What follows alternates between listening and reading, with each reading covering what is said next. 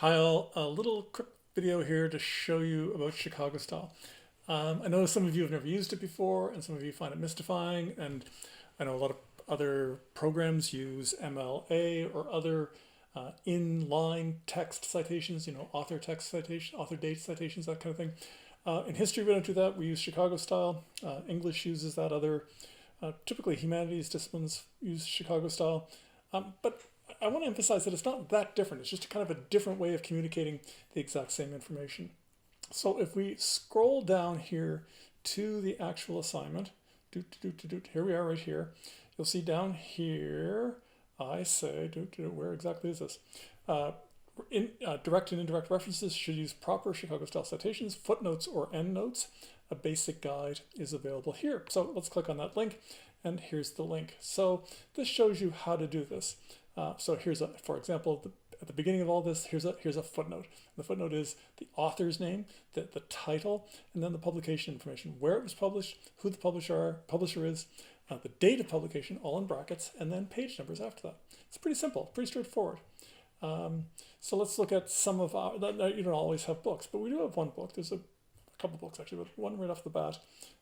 Very early in the term we read, where is it? Here's Bill Wicken, William C. Wicken, Mi'kmaq Treaties on Trial, and you have an excerpt on Sakai. But there's your page numbers. Now I want to point out right off the bat, there's your footnote information right there. Whoops, not that much. There is your footnote information right there. Everything you want is already there in the footnote, in the reference that I've already given you. So that's a really easy one. So how do you do that? Well, most of you are using Word, and if you're not using Word, that was some calculations I was doing earlier, which you don't really need to care about. So you've got a new document, you're typing, you're going blah, blah, blah, blah, blah, blah, blah. You want to create a footnote. It's a really easy thing to do. Word is all set up for you to do it. It's completely simple. You go to Insert, you scroll down, here's Footnote, up pops a menu. You can have a footnote at the bottom of the page. You can have below the text, but we don't recommend that. Or you can have endnotes. I don't care which one you use. I'm going to use footnotes. I think footnotes are more convenient because they keep everything on the same page. You know where everything is all the time. There's all kinds of other issues here that you don't need to worry about, columns, matched section layout, all that stuff. How they're numbered, you can number them ABC, 1, 2, 3, 1, 2, 3. It's by far the most common way of doing it, so we're going to stick with that. You can have a custom mark. We're not going to be doing that. It's going to be continuous. All those things are simple enough. So don't change any of the default settings. It's almost always going to be right. You're going to go there, and you're going to go William C. Wicken. In other words, the information that you just put there. Simple as that. You blah, blah, blah, blah, blah. You finish it. We're done. And you go back to your text. There's the number inserted beautifully for you. You type more. You need to do another footnote. You go back up to insert again. You go to footnote. Now here I do want to note some little trick here. And it's noted in the instructions on the web page. Have to do that. So I didn't do it here, but normally we would have the full title here. You would have the, New York St. Martin's Press. Oh God, I'm typing terribly. 2016, which is not what that book is at all. I'm just making stuff up. And it's on page 215, blah, blah, blah. That's fine. And you'll think, especially with long titles, that might be a lot. You don't have to do that the next time. The next time, the second and subsequent times you use that reference, you can just put Wicken, Mi'kmaq, because that's kind of part of the title. Just use part of the title.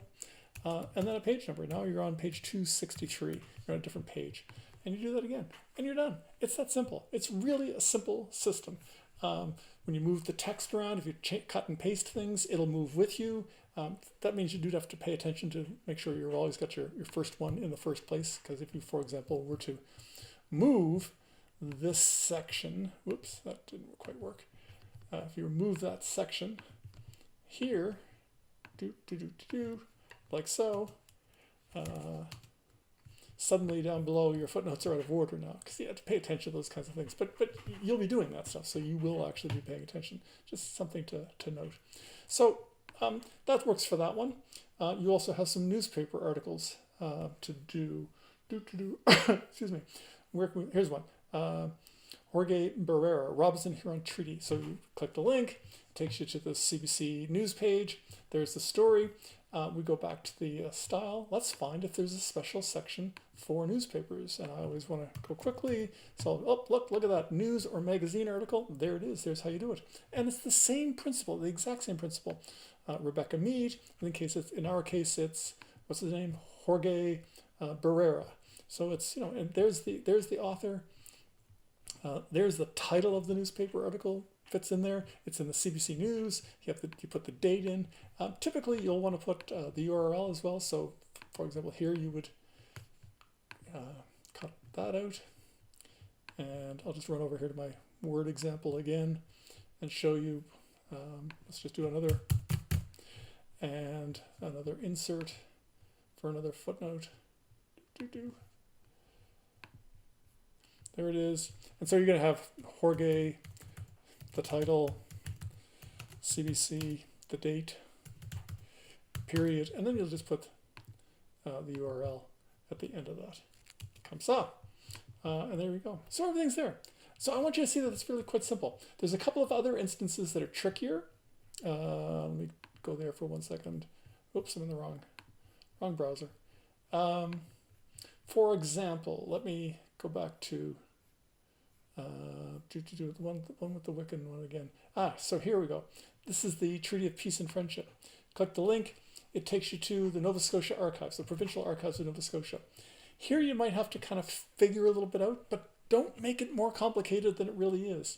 If you give us the title of this page, if you give us Nova Scotia Archives, if you give us the URL to the document, you're doing your job. Don't worry about the details. Don't fuss about whether it's a period or a comma or a semicolon. I mean, try. Obviously, you should try. But don't get anxious about those kinds of details. It's just not worth it. I want you to get the basic premise of how to do a good footnote. But I'm not going to be anal retentive and start knocking points off because you did a semicolon instead of a colon or whatever. Okay? Get the basic information into the note. Follow through. I think that'll do it for everybody. And if you have trouble with something, happy to bounce it off your TA, bounce it off me.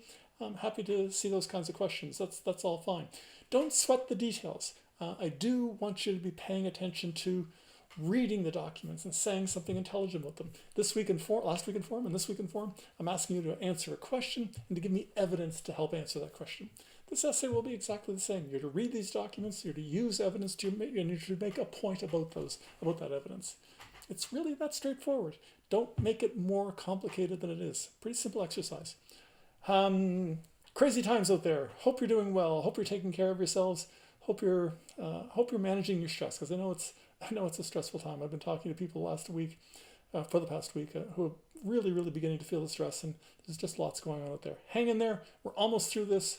Take care. Look after yourselves and look after your friends and loved ones. You take care. Bye-bye.